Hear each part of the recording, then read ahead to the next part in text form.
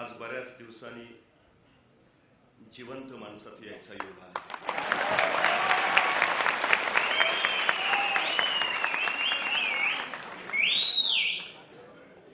आता हा योग वारंवार येत राहील. मी इथं कसा असा प्रश्न जर कुणाला पडला असेल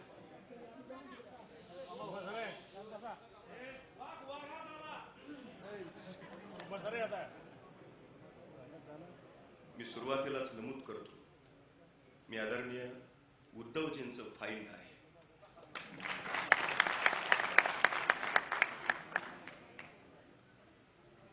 जून शिवसेनेचा वर्धापन दिन.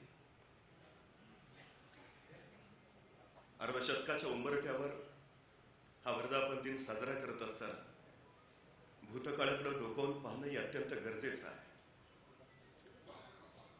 माणसं भरणाऱ्या फांद्या पाहतात, लगडलेली फळं पाहतात, फुललेली फुलं पाहतात, पण हे सारं ज्यांच्यामुळे निर्माण झालं त्या मुळांकडे मात्र अनेकांचं दुर्लक्ष होतं. हा आजचा सोहळा लगडलेल्या फळांचा नाही, फुललेल्या फुलांचा नाही, भरणाऱ्या फांद्यांचा नाही, तर शिवसेना वाढवण्यासाठी ज्यांनी स्वतःला मातीत गाडून घेतलं अशा कडव्या शिवसैनिकांचा हा.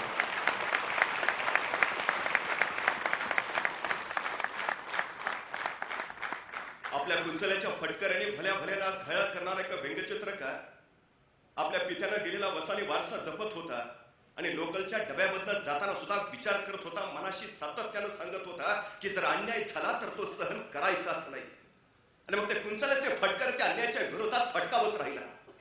बघता बघता वाचा, थंड बसा, वाचा, पेटून उठा अशा शब्दांनी मराठी जनता जागी झाली आणि झुंडीच्या झुंडी त्यांच्या पाठीमागे येऊ लागल्या. या झुंडी बघितल्या आणि प्रबोधनकारांनी विचारलं, बाळ यांना संघटनेचं रूप देणार की नाही? हो देणार. मग तुमच्या संघटनेचं नाव काय? त्याचाच तर विचार करतोय. तसे प्रबोधनकार दादा म्हणाले, मी सुचवतो. तुमच्या संघटनेचं नाव मी सुचवतो. आणि पलंगावर बसलेले दादा म्हणाले, तुमच्या संघटनेचं नाव शिवसेना ठेवा. शिवाजी महाराजांच्या सैनिकांची सेना, शिवाजी महाराजांच्या मावळ्यांची सेना, रयतेच्या गळीवर सुखाचं छत्र ठेवणाऱ्या शिवरायांची सेना. 19 जून शिवसेना जन्माला आली. अर्धशतक ही गाठलं. पण हे सगळं कशाच्या जोरावर? बंदुकीच्या जोरावर आणि हंटरच्या धाकावर. अनेक वाघांना माणसासारखं वागायला शिकवणारी मी अनेक माणसं पाहिलीत, पण बंदुकीच्या धाकाशिवाय माणसांना वाघासारखं जगायला शिकवणारा मी एकच वाघ पाहिला.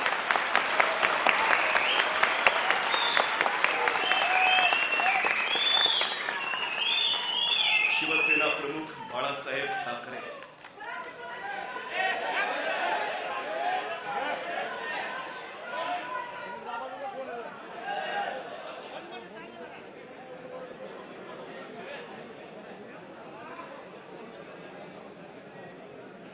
इथल्या मराठी माणसाचं मन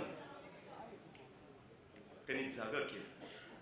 ना कुठल्या मंत्रावर, ना कुठल्या तंत्रावर, तर निव्वळ स्वतःच्या स्वरयंत्रावर तब्बल 45 वर्ष अन्यायाच्या विरोधात त्यांनी महाराष्ट्र निखाऱ्यासारखा धगधगत ठेवला. त्यांची स्वतःची अशी ठाकरे शैली, कानामध्ये प्राण आणून लोक ऐकत राहिली आणि मग त्या बोलण्यातून यड छव्या ही शिवी सुद्धा अस्मितेचा हुंकार झाली आणि कानाखाली आवाज काढा हा विकासाचा कार्यक्रम ठरला.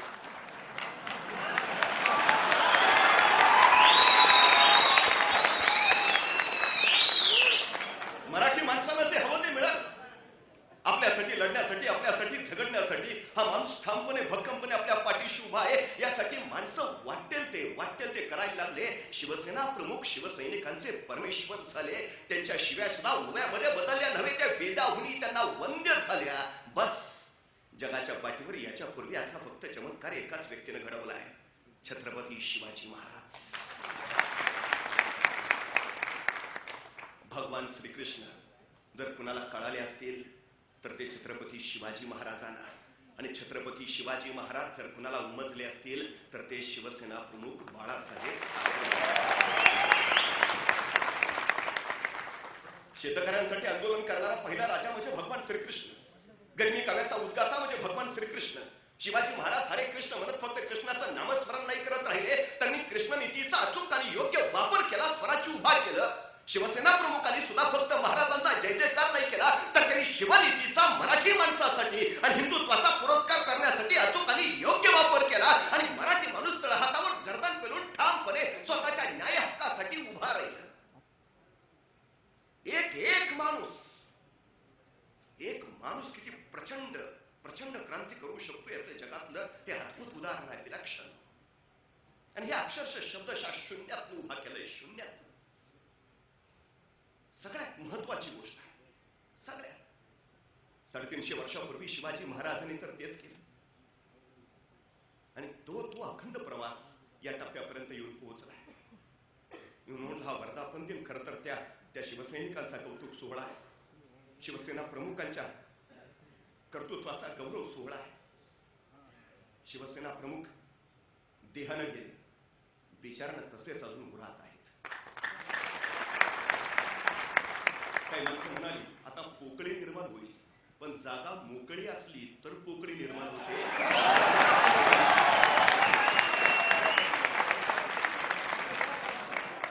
उद्धवजींच्या रूपानं समर्थ आणि सामर्थ्यशील नेतृत्व आधीच बहाल करून ठेवलं होतं. बस तो वसानी वारसा स्वतःच्या बुलंद कर्तृत्वानं उद्धवजींनी जपला आणि लोकसभेमध्ये दिल्लीच्या तख्तावर आई उदो उदोचा जय जयकार करत विजयाचा बेल भंडारा उधळला. ताकद आणि शक्ती ही विचारात्मक प्रभावित होत राहते. चिंतन आणि चैतन्य यांचं नातं फार जवळच असतं. जी माणसं चिंतन करतात त्यांच्या काही चैतन्य आपोआप येतं. तुमचा हा 2 दिवसाचा खरं तर शिबिर नाही, तो चिंतन सोहळा आहे. हा तुमच्या माझ्यामध्ये चैतन्य निर्माण करण्याचा सोहळा आहे. काही दिवसापूर्वी लोकसभेची सुनामी येऊन गेली, आता भगवं वादळ येऊ द्या. सगळ्यात महत्वाची गरज तर तीच आहे. 350 वर्षापूर्वी शिवाजी महाराजांनी इथली बावळ माणसं त्या बळावर तर उभा केली. शिवाजी महाराजांनी कधी कुणाला सांगितलं नाहीये. शिवाजी महाराजांनी स्पष्ट सांगितलं, मी सांगतोय म्हणून येऊ नकोस. तुला जर वाटत असेल हे राज्य तुझं आहे, तुला जर वाटत असेल तुझी बायकापूर सुखात राहावी, तुला जर वाटत असेल तुझ्या डोळीवर सुखाचं छत्र ठेवावं, तर यात. शिवाजी महाराजांनी स्वतःच्या राज्याचं नाव शिवराज्य नाही ठेवलं, स्वतःच्या राज्याचं नाव ठेवलं स्वराज्य. माझं राज्य. या मातीत उगवलेल्या प्रत्येकानं या राज्याच्या नावाचा उच्चार करावा. स्वराज्य, माझं राज्य. अरे मग माझं आहे ना, मलाच लढलं पाहिजे, मलाच झगडलं पाहिजे, मलाच हुंदलं पाहिजे, मलाच मेलं पाहिजे. ही उर्म्यातल्या प्रत्येकात रुजली, बहरली, फुलली आणि बघितली माणसं मातीसाठी लढायला मरायला झुंजायला सिद्ध झाली. 350 वर्षापूर्वी निर्माण झाली ती उर्मी जर पुन्हा तुमच्या माझ्या स्वराज्यासाठी आम्हाला रुजवता आली तर शिवाजी महाराजांनी स्वराज्य उभा केलं, आता त्यांच्या नावाने आम्हाला शिवराज्य उभा करता येईल. शिवचरित्र हा जगातला एकमेव असा इतिहास आहे ज्या इतिहासामध्ये तुम्हाला कुणीही जबाबदारी टाळताना दिसत नाही. ते का उभा राहील, कशाच्या बळावर उभा राहील, याचं उत्तर एकमेव, जबाबदारी. चुकून कुणी दिसणार नाही की ज्यांनी जबाबदारी टाळली. बघा ना, आमच्या तानाजीनं मुलाचं लग्न काढलंय, पत्रिका द्यायला तो महाराजांकडे गेला. महाराजांना म्हणाला, रायबाच्या लग्नाला यायचं बरं का. मात्र राजांची नजर आहे कोंढाण्यावर आणि कोंढाण्याकडे पाहता राजे तानाजीला म्हणाले, ताना कोंढाणा घ्यायचं म्हणे आहे रे. तसं सरदेशी उठला तानाजी, हातातली पत्रिका फेकली. राजा आधी लगीन कोंढाण्याचं मग रायबाचं आणि पोराचं लग्न टाकून तानाजी कोंढाण्याचं लग्न करायला गेला असा गेला की रायबाचं लग्न करायला परत आलाच नाही. मला दोन प्रश्न पडतो, त्या तानाजीच्या जागी आजचा तानाजी असता तर?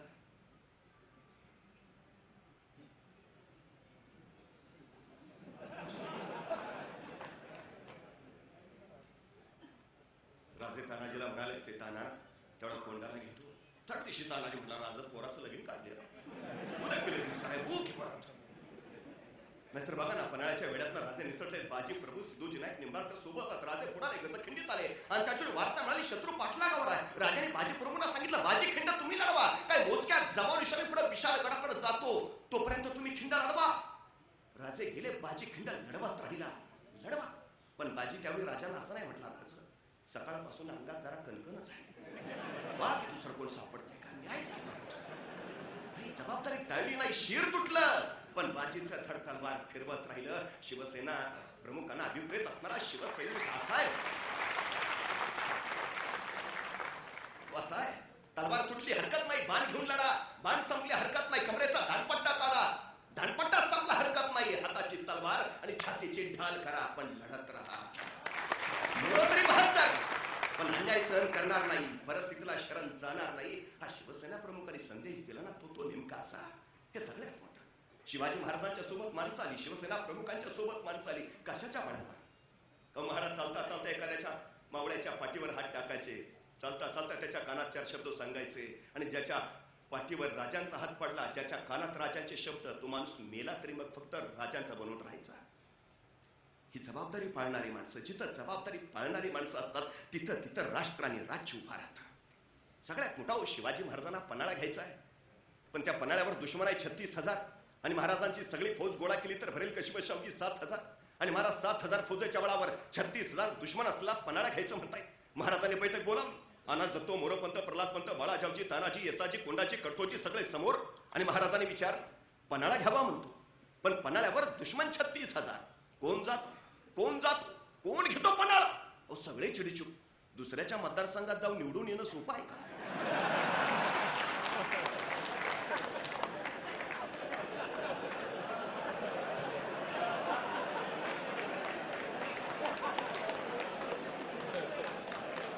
$36,000 दुश्मन आहे तिथे. महाराजांनी पुन्हा विचारलं, कोण जातो, कोण जातो, कोण घेतो पन्हाळा? तसा उठून उभा राहिला कोंडाजी. महाराज म्या म्या म्या म्या जातो, म्या घेतो पन्हाळा. भले पट्टी शाबास, कोंडाजी घ्या घ्या घ्या, तुम्ही पन्हाळा घ्या, वा. आणि मग महाराजांनी विचारलं, पण कोंडाजी पन्हाळ्यावर दुश्मन 36,000, तुम्हाला तुमच्या सोबत किती फौज हवी, किती हवी फौज? तसा कोंडाजी म्हटला, द्या 50-60 मावळं.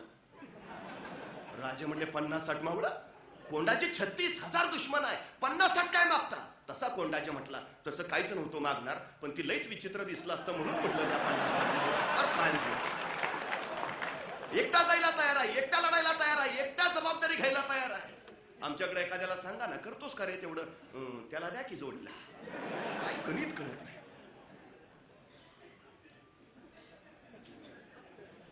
सगळ्यात मोठी शोकांती काय ना तिथली आहे, सगळ्यात म्हणजे अलीकडं सगळंच.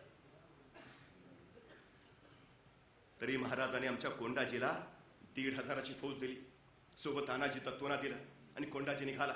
6 मार्च 1673 रात्रीच्या 12:30 वाजता कोंडाजी पन्हाळ्याच्या पायथ्याला पोहोचला. रात्रीच्या 12:30 वाजता. आता महाराजांच्या सगळ्या लढाया रात्रीच्या, दिवसा हालचाल नाही. कोंडाणा घेतला रात्री, तोरणा घेतला रात्री, पुरंदर घेतला रात्री.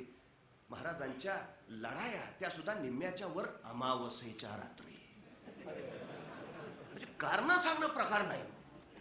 हल्ली काय चाललंय, हल्ली आमच्याकडे कारण भया प्रचंड. म्हणजे आमच्या ते मुलांनाही ते शिकवतो आम्ही, आमच्या शाळेतही प्रार्थना आहे म्हणे काही ठिकाणी, ते हम होंगे कामयाब एक दिन, हम होंगे कामयाब एक दिन. अवीट गाणं चाल स्त्रवणीय सुरेख संगीत, हम होंगे कामयाब एक दिन. पण हे गाणं मला अजिबात आवडत नाही. हम होंगे कामयाब एक दिन. अहो देशाला 66 वर्ष झाली, अजून एक दिन उजाडतोच आहे. स्वातंत्र्य मला 66 वर्ष, एक दिन उजाडणार कधी? आता का नाही उजाडत? या क्षण किती दिवस वाट बघणार? कुठली गोष्ट एकदा नाही 2 वेळा तयार होते. माझ्या पुढचा हा माईक एकदा नाही 2 वेळा तयार झालाय. पहिल्यांदा बनवणाराच्या मनात, मग प्रत्यक्षात. विधानसभेवर भगवा फडकायचा ना, भगवा पहिल्यांदा मनात फडकला पाहिजे. विधानसभेवर कारण सांगणं प्रकार नाही, अजिबात नाही, विषयच नाही तिथं. माझा कोंडाजी तो दृष्टिकोन घेऊन गेलाय. रात्रीच्या 12:30 वाजता गेलाय. आता 1,500ची फौज आहे, किमान दिलेल्या 1,500 फौजेचा तरी वापर करावा का नाही? त्याने अनाज दत्तोना सांगितलं, अवघं 60 गडी माझ्या संगती द्या, बाकीचं हतच पायथ्याला पांगून उभा करा, आणि प्रत्येकाच्या हातात 4-4, 5-5 मशाली द्या. अनाज दत्तो म्हणले ठीक आहे. माणसं सगळी पायथ्याला पांगून उभा केली, प्रत्येकाच्या हातात 4-4, 5-5 मशाली दिल्या, आणि अवघे 60 गडी घेऊन कोंडाजी गडाच्या मागच्या बाजूला गेला. एक कडा हेरला, दोर फेकला. मराठे सरसर वर चढले. वरच्या पेंगुळ्याले पहारी करी, सपासप कापून काढले, खुल्याम कत्तला रमली. आक्रोश किंकाळ्या आरोळ्या रक्ताच्या चिरकांड्या मुद्द्यांसाठी प्रेतांचं खातं यात्रांचा हल्ला कल्लोळ उडाला. तोपर्यंत कोंडाजी बेबानपण सुटला. त्या किल्लेदाराच्या महालात किल्लेदार जागा व्हायच्या आधी त्याच्या छत्रावर पाय दिला, आणि कोंडाजी कडाडला. गडाच्या चाव्या दे. त्या किल्लेदाराला सुचायचं बंद झालं. तो इकडं तिकडं बघायला लागला. खाली बघूच नको, खाली माझं 50,000चं सैन्य आहे. त्यांनी नुसतं मानवर करून बघितलं. ते खाली सगळे 4-4, 5-5 मशाली घेतलेले. त्याला वाटलं खरंच 50,000 आहे. दिल्या चाव्या काढून. सकाळी कळलं 1,500 होते. करतो काय? राजकारण हे दंडाच्या बळावर आणि मनाच्या चांगुलपणावर करता येत नाही, ते बुद्धीच्या कसरतीवरच करावं लागतं. आणि महाराजांचं सारं राजकारण हे बुद्धीच्या कसरतीवर आहे. शिवसेना प्रमुखांचं राजकारण बघितलं तर ही बुद्धीच्या कसरतीवर आहे. ज्याची बुद्धीची कसरत जबरदस्त, त्याचं यश जबरदस्त. हे सगळ्यात महत्वाचं. सगळ्यात शिवाजी महाराजांच्या चरित्रात तुम्हाला कारण देणारं असं कुणी कुणी कुणी भेटत नाही. हे सगळ्यात महत्वाचं. सगळ्यात. अहो साधी गोष्ट सांगतो, आता एवढा पन्हाळ घेतलाय, उद्या बघू नंतर बघू, बाकीचं अजिबात नाही. म्हणजे साधी गोष्ट बघा ना, पन्हाळ्यावर 36,000 दुश्मन आहे. महाराजांची सगळी फौज गोळा केली तर भरेल 7,000. पण महाराज असं नाही म्हटले, त्यांची 36,000 आहे, आपली 7,000 आहे. बघू पुढच्या पंचवार्षिकला 20,000 करून मग करू हालचाल. नाही, जेवढं आहे तेवढ्यावर, जेवढं सामर्थ्य आहे त्याच्या बळावर. कारण सांगणं प्रकारच नाही. ही सगळ्यात महत्वाची गोष्ट आहे. महाराज असं नाही म्हणले उद्या बघू नंतर बघू, पुढं आत्ता का नाही. 10 नोव्हेंबर 1659 शिवाजी महाराजांनी प्रतापगडावर अफजल खानाचा कोतळा बाहेर काढला. स्वराज्यावरचं सगळ्यात विलक्षण सैतानी संकट आहे. 10 नोव्हेंबरला महाराजांनी त्याचा मुकाबला केला. 10 नोव्हेंबरला काय विलक्षण प्रसंग असेल तो. आपल्याला सोपं लागतं हो सगळं, की बाबा ठीक आहे महाराजांनी खानाचा कोतळा बाहेर काढला, एवढं सहज नाही. खानाचा कोतळा महाराजांनी काही मिनिटात काढला, पण या काही मिनिटाच्या यशस्वीतेसाठी महाराज तब्बल 1 वर्ष नियोजन करत होते. तब्बल 1 वर्ष. तुम्ही किती काम करता याला महत्व नाही, तुम्ही कसं काम करता याला महत्व नाही, तुम्ही कामाचं नियोजन कसं करता याला सगळ्यात महत्व आहे. आणि ही नियोजनात बुद्धीची कसरत उपयोगी पडते. बस हे सगळ्यात महत्वाचं. सगळ्यात हे नियोजन साधता आलं पाहिजे. महाराजांनी ते लाव बघा ना, महाराज अफजल खानाच्या भेटीला निघाले, वेळ झाली 12:30ची. आता महाराजांनी वेळ तरी भेटीची किती निवडावी, ज्यावेळी सूर्य ऐन माथ्यावर आहे. आता माथ्यावरच का, तर महाराज गडावरून खाली येणार आहेत. खानाची छावणी खाली माचीवर आहे. सूर्य माथ्यावर का, तर राजे गडावरनं निघाले तर त्या सूर्याच्या लक्क प्रकाशात खानाची छावणी स्पष्ट दिसावी, हालचाल स्पष्ट कळावी. पण खानानं वर बघायचं म्हटलं, राजाकडे बघायचं म्हटलं तर सूर्याची किरण त्याच्या डोळ्यात घुसावी. काही दिसत नव्हतं. हे नियोजन आहे. अहो निघालेत राजे, आणि जीवा महालाला राजे म्हणाले, जीवा कैची आहे का, कात्री आहे का. आता जीवाला काय कळे ना, जर खानाच्या भेटीला निघालो, ही काय वेळ आहे का. महाराज विचारतायत कैची आहे का. जीवा म्हटलं आहे ना. काढ म्हणे. का काढ रे, का काढ. काढली. दाढी बारीक कर माझी, बारीक कर, इतकी बारीक कर की अफजल खानाला पकडायचं म्हटलं तर त्याच्या हातात नाही आली पाहिजे. हे नियोजन आहे महाराजांचं. ज्याला यश मिळवायचं आहे ना, त्यानं नियोजन शिकावं, नियोजन करावं आणि नियोजनानुसारच चालावं. महाराजांचं, शिवसेना प्रमुखांचं सगळ्यात मोठं यशाचं तत्व ते हे इथं आहे.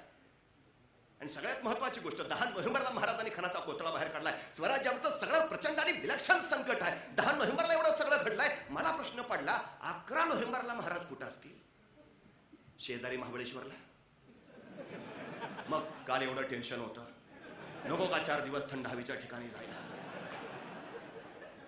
कुठं आहेत महाराज. अहो स्वराज्याची हद्द त्यावेळी प्रतापगडापुरतीच मर्यादित होती. 10 नोव्हेंबरला खान मारला, 11 नोव्हेंबरला महाराजांनी घोड्यावर मान टाकली आणि बघता बघता सगळा वाई प्रांत जिंकला. महाराज सातारा प्रांतात घुसले, सातारा प्रांत काबीज केला. महाराज वारणा नदीच्या खोऱ्यात घुसले, वारणा नदीचं खोरं जिंकलं. महाराज कोल्हापूर प्रांतात शिरले, कोल्हापूर प्रांत काबीज केला. आणि 1 डिसेंबर 1659 महाराजांनी पन्हाळ्यावर भगवा फडकावला. पुण्या 20 दिवसात 200 किलोमीटर आणि 18 किल्ल्यांचा प्रांत महाराजांनी कब्जात आणला. कशाच्या बळावर. विजयाचा एक उन्माद पुढच्या कैक लढतींसाठी प्रेरणा देणारा ठरतो. मी एवढ्यासाठी सांगितलं की नुकताच 18 खासदारांचा विजय आपल्या हातात आहे. हा उन्माद पुढच्या कैक लढतींसाठी प्रेरणा म्हणून वापरता आला पाहिजे. आणि 200 किलोमीटर नव्हे, महाराष्ट्राच्या तटापर्यंत भगवा फडकवला. सगळ्यात ही उर्मी आहे, ही चेतना आहे, ही जागृती आहे, ही प्रेरणा आहे. बस तिचा वापर करणं अचूक, ही सगळ्यात मोठी. ज्याला संधी गाठता येते ना, त्याला आयुष्यावर स्वार होता येतं, विजयावर स्वार होता येतं. ही संधी शोधणं, गाठणं ही फार फार महत्वाची गोष्ट आहे. सगळ्यात महत्वाची ती. इतिहास घडवता येतो, इतिहास बदलता येतो, इतिहास नव्यानं लिहिता येतो. पण इतिहास वाचण्यापेक्षा आणि इतिहास पाहण्यापेक्षा इतिहास घडवणं हे सगळ्यात महत्वाचं असतं. आपण इतिहास घडवणारे व्हावं ही काळाची सगळ्यात मोठी गरज आहे. जरासंधाचा किती वेळा पराभव केला तरी जरासंध पुन्हा पुन्हा उठून उभा राहावा. तसे महाराष्ट्रापुढचे प्रश्न अजूनही तसेच आहे. बेकारी तशीच आहे, भ्रष्टाचार तसाच आहे, महागाई तशीच आहे. संपलंय का. या सगळ्यांना जर हटवायचं असेल तर तुम्हा आम्हाला उभा राहावं लागेल. ही सगळ्यात मोठी. आणि मी वारंवार सांगतो, सेवे विवेच्या भानगडीत पडू नका.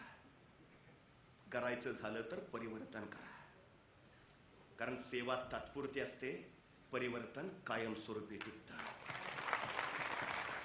शेतकऱ्यांची कर्ज माफ करणं ही सेवा झाली, पण या देशातल्या नागरिकांना कर्ज मागायची पाळीच येऊ नये अशी परिस्थिती निर्माण करणं हे परिवर्तन.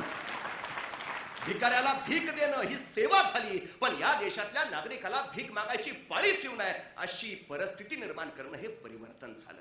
तुम्ही परिवर्तनाचे शिलेदार व्हावं, ही सगळ्यात मोठी राष्ट्राची आणि राज्याची गरज आहे. आपण ते साधावं ही महत्वाची गोष्ट आहे. आणि सगळ्यात महत्वाचं तर तेच आहे, शिवाजी महाराजांचं यश, शिवाजी महाराजांचा मावळा, हे सगळं यशस्वी झालं ते कशाच्या बळावर? निव्वळ निष्ठेच्या बळावर. निव्वळ निष्ठेच्या. दसरा मेळाव्याच्या अखेरीस शिवसेना प्रमुखांनी अखेरचा संदेश दिला. त्यात एक वाक्य त्यांनी उद्गारलं होतं, आपलं इमान सांभाळा. आणि सगळ्यात महत्वाचं वाक्य आहे ते. सगळ्यात शिवाजी महाराज गोवळकोंड्याच्या दिशेने निघाले. महाराज पालखी येत आहेत, मागं पुढं सैन्य आहे. अचानक महाराजांची पालखी थांबली. महाराजांना काय कळेना. पालखीचा पडदा सरकला. बाहेर बघितलं, रणरणत रखरखत वाळवंट, म्हणजे गोवळकोंडा अजून कोसो दूर. मग पालखी का थांबावी? महाराजांनी शिलेदारला विचारलं, पालखी थांबावयाचे प्रयोजन? तसा शिलेदार धावत आला. म्हणाला, महाराज गोवळकोंड्याचे बादशाह कुतुबशाह स्वतः जातीन आलेत. महाराजांना आश्चर्य वाटलं. गोवळकोंडा तर अजून कोसो दूर, मग बादशाह इथं? महाराजांनी पालखीतनं पाय खाली घेतले, उतरले, समोर पाहिलं, गोवळकोंड्याचे बादशाह कुतुबशाह. महाराज नजदीक गेले, गळाभेट घेतली. महाराजांनी विचारलं, बादशाची आपण इथं? तसा गोवळकोंड्याचा बादशाह म्हणाला, महाराज महाराष्ट्राचा जाणता राजा आमच्या मातीत येतोय. त्याची पावलं आमच्या मातीला लागण्या अगोदर त्याच्या पावलाची पायधूळ आमच्या मस्तकाला लागावी म्हणून इथं पावेतो आलो महाराज. अरे कोण गौरव! एवढंच नाही, या गोवळकोंड्याच्या बादशाहानं महाराजांची पालखी स्वतःच्या खांद्यावर घेतली आणि वाजत गाजत त्यांना स्वतःच्या राजधानीत घेऊन आला. आगत स्वागत सत्कार सोहळा झाला आणि गोवळकोंड्याचा बादशाह महाराजांना आपला ऐश्वर्य सामर्थ्य संपत्ती दाखवत निघाला. महाराज हा आमचा खजाना, हिरे मोती मानक सोनं नाना राशी राशी नुसत्या बघत राहिले महाराज. अरे कोण ऐश्वर्य, कोण संपत्ती, कोण कोण? महाराज ही आमची अस्त्रशाळा, इथं नानाविध अस्त्र तयार केली जातात. महाराज चकित झाले. महाराज ही आमची शस्त्रशाळा, इथं वेगवेगळी शस्त्र बनवली जातात. महाराज बघत राहिले. महाराज ही आमची अश्वशाळा, इथं जातीवंत घोड्यांची पैदास केली जाते. महाराज पाहतच राहिले. आणि महाराज ही आमची हत्ती शाळा, हजारोंच्या रांगेने उभा असले कर्नाटकी बुलंद आणि बलाढ्य हत्ती नजरेत मावत नव्हते, डोळ्यात ठरत नव्हते. अरे कोण सामर्थ्य, कोण कोण सामर्थ्य! महाराज भारावले, भारावले, पुरते भारावले. आणि महाराजांची ती भारावली नजर बघून गोवळकोंड्याचा बादशाह म्हणाला, महाराज आपल्याकडे सुद्धा आमच्यासारखे असे हत्ती असतीलच की. महाराजांना काय सांगावं कळेना. आमच्या सह्याद्रीच्या निबिड दऱ्याखोऱ्यात हत्तीसारखा अवजड प्राणी चालत नाही. सबब आमच्याकडे हत्ती नाही, पण सांगावं कस? आणि खरंय बरं, शिवरायांच्या युद्धनीतीमध्ये हत्तीसारख्या अवजड प्राण्याला स्थान नाही. महाराजांकडे फारसे हत्ती नाहीतच. हा आता शिवचरित्रात हत्तीचा उल्लेख येतो, एकदा येतो. हेनरी ऑक्झेंडर नावाच्या इंग्रज अधिकाऱ्याने तो केलाय. तो शिवाजी महाराजांच्या राज्याभिषेकाला रायगडावर उपस्थित होता. तो असं लिहितो की राज्याभिषेकानंतर शिवाजी महाराजांची रायगडावरून हत्तीवरनं मिरवणूक काढण्यात आली. पण त्यानं पुढे एक प्रश्न उपस्थित केलाय. तो असं लिहितो की रायगड म्हणजे गरुडाच्या बसकणीसारखा, वाऱ्यालाही आत शिरता येत नाही आणि मुंगीलाही परंगशिवाय बाहेर पडता येत नाही असा बुलंदानी बेलाग दुर्ग दुर्ग दुर्गम दुर्गेश्वर रायगड. अरे पृथ्वीवर दौलताबाद गड चकोट खरा, पण रायगिरीची सर नाही, त्याहून दशगुणी उंच. पावसाळ्यात कडियावर साधे गवत उगत नाही ऐसा चकोट बिकटवाट वहिवाट नाहीच.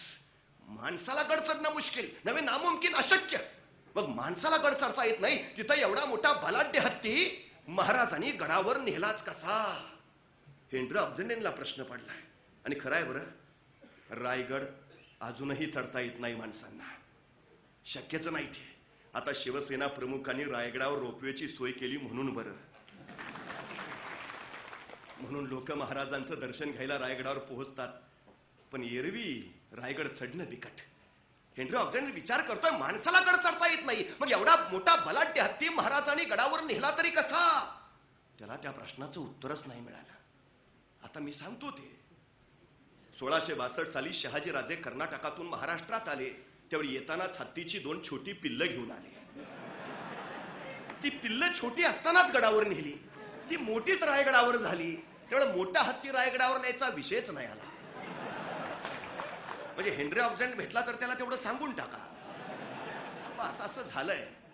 पण बाकी शिवचरित्रात हत्तीचा उल्लेख नाही. मात्र गोवळकोंड्याचा बादशाह विचारतोय, महाराज आपल्याकडे सुद्धा आमच्यासारखे असे हत्ती असतीलच की? तसे महाराज म्हणाले, आमच्याकडे तुमच्यासारखे असे हत्ती नाहीत, मात्र हत्ती सारखी माणसं जरूर आहेत. पण गोवळकोंड्याचा बादशाह त्याच्याही पुढचा तो म्हणला, महाराज आपल्याकडे आमच्यासारखी हत्ती नाहीत, पण हत्ती सारखी माणसं आहेत. मग महाराज त्या हत्ती सारख्या माणसातला एखादा माणूस येताना सोबत आणलाय का? महाराजांच्या शेजारी येसाजी कंक उभा होता. महाराजांनी येसाजीच्या पाठीवर थाप टाकली आणि महाराज म्हटले, हा त्यातलाच आहे. तसा गोवळकोंड्याचा बादशाह म्हणाला, येसाजी हत्तीच्या ताकदीचा, हत्तीसारखा. मग महाराज तुमचा हा येसाजी माझ्या एखाद्या हत्तीशी झुंज खेळेल का? तसा येसाजी सरदिशी पुढे आला. आज्ञा द्यावी महाराज. आणि महाराजांची इशारा झाली. येसाजी मैदानात उतरला. एक मध्यधुंद बलाढ्य आणि बुलंद हत्ती सामन्याला. नजर विकारी नेत्र जरी. त्याचा कर्णकर्कश चित्कार घुमला आणि माणसांच्या कानठळ्या बसल्या. वेड्या येसाजी, नको नको करू धाडस. ये फिर माघारी. अरे वर्षल फुका. पण येसाजी पुढे झाला होता. हत्तीच्या सामने कडात ठाकला होता आणि बघता बघता हत्तीचा चित्कार पुरेच घुमला. सोड फिरली. तोंडीत येसाजी अडकला. गर गर गर गर गर माणसांचे डोळे फिरले. अरे संपला येसाजी. मग त्यावेळी विद्युलता चमकावी येसाजी फिरला होता. आकाशातून तुडला होता. समशेर तळपली होती आणि चालली होती. एक बेभान भयानक चित्कार घुमला होता आणि सोंड छटला. हत्ती ढासळला होता. येसाजीच्या समशेरीतून रक्त निघत होते. महाराष्ट्राच्या हत्तीनं कर्नाटकच्या हत्तीचा पराभव केला होता. येसाजी जिंकला होता. त्याचं ते आरसपारी शौर्य बघितलं आणि गोवळकोंड्याचा बादशाह भारावला. सामने आला. स्वतःच्या गळ्यातला मोत्याचा कंठा काढला. येसाजीच्या पुढे धरला. हे घ्या हे घ्या हे घ्या तुमच्या बहादुरीचं बक्षीस. तसा येसाजी सरदिशी मागे सरला आणि बादशाहाला म्हणाला, आमचं कौतुक करायला आमचे महाराज समर्थ आहेत. दुसऱ्याच्या कौतुकाची थाप सुद्धा मावळ्यांनी कधी आपल्या पाठीवर पडू नये.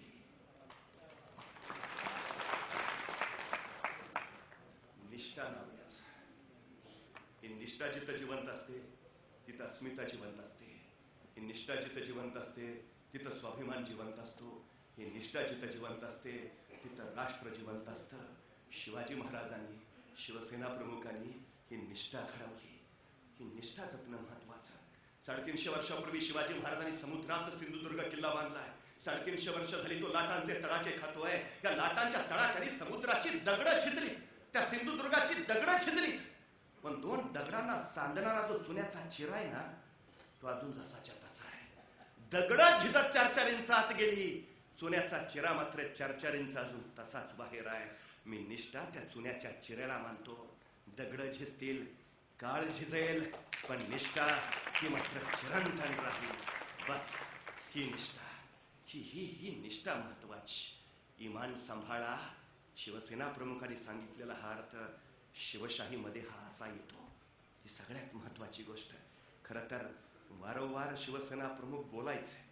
जगाच्या पाठीवर माझ्या तमाम माता भगिनी हिंदू नो असा शब्द पडला की टाळ्या पडाव्यात पहिल्याच वाक्याला. असा दुसरा वक्ताच कधी कुणी झाला नाही. फक्त आणि फक्त एकमेव. आणि सगळ्यात महत्वाची गोष्ट, धनुष्यातनं सुटलेला बाण आणि ओठातनं बाहेर पडलेला शब्द शिवसेना प्रमुखांनी मागं घेतला. आता बाण मागं घेता येत नाही, पण काही माणसं शब्द मात्र मागे घेतात. मी बोललोच नव्हतो, मला तसं म्हणायचंच नव्हतं.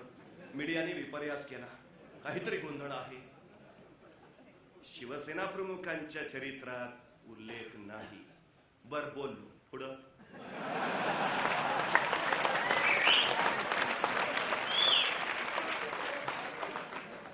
महाराष्ट्र राकट आहे.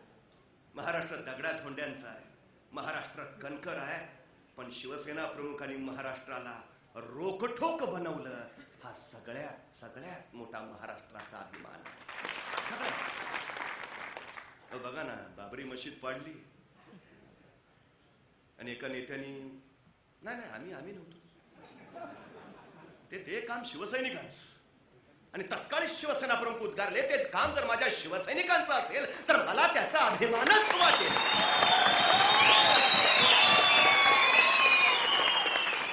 ही स्पष्टता अफाट आहे, स्पष्टता अफाट, रोखठोकपणा. बस एका खांद्यावर भगवा आणि दुसऱ्या खांद्यावर तिरंगा. वारी, धारकरी आणि वारकरी सोबत जाणारी ही परंपरा आहे. शिवसेना प्रमुखांनी हयातभर ती जपली. सगळ्यात महत्वाची गोष्ट आहे ती. सगळ्यात खरं तर एकदा शिवसेना प्रमुखांनी प्रबोधनकार ठाकरेंना विचारलं, श्रीमंती कशात आहे? प्रबोधनकारांनी बाळासाहेबांना हाताशी धरलं, उंबऱ्यात आणलं आणि दारातले सगळे चपलांचे जोड दाखवले आणि म्हटले, बाळ, आपली श्रीमंती याच्यात आहे. आयुष्यात सारं कमी केलंच तरी चालेल, ही श्रीमंती मात्र कधी कमी होऊ देऊ नकोस. शिवसेना प्रमुखांनी आयुष्यभर तेच तत्व पाळलं. 17 नोव्हेंबर महाराष्ट्रात नव्हे तर देशाच्या इतिहासातला सगळ्यात शोकांतिकेचा दिवस. पण मातोश्रीपासून शिवाजी पार्कापर्यंत बाळासाहेबांबरोबर जी चालत होती ती लाखोंच्या संख्येतली विराट महायात्रा म्हणजे बाळासाहेबांनी कमावलेली सगळ्यात मोठी श्रीमंती होती. त्या दिवशी प्रबोधनकार जर वरून बघतले असतील तर ते एवढंच म्हटले असतील, बाळ, जगलास तू, तू खरा जगलास. आज तुझ्या इतका पृथ्वी तलावर दुसरा कुणी श्रीमंत नाही.